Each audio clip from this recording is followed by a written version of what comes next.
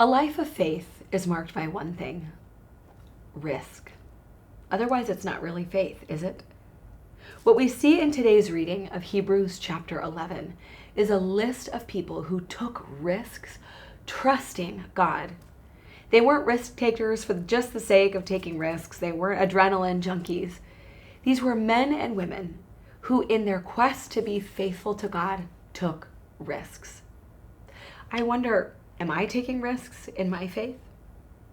The phrase that we see over and over today's reading is by faith. By faith, Abraham. By faith, Sarah. By faith, Jacob. And on and on.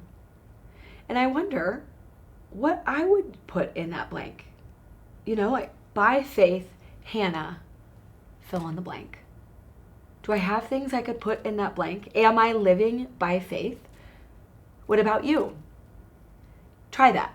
Take a piece of paper and write by faith and fill in the blank.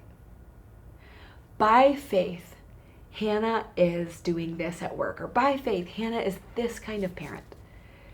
But the thing about faith, the thing about risky living and trusting in God, is that we make ourselves vulnerable to disappointment. Look at Hebrews 11:13. Let me read it to you. All these people were still living by faith when they died. They did not receive the things they promised.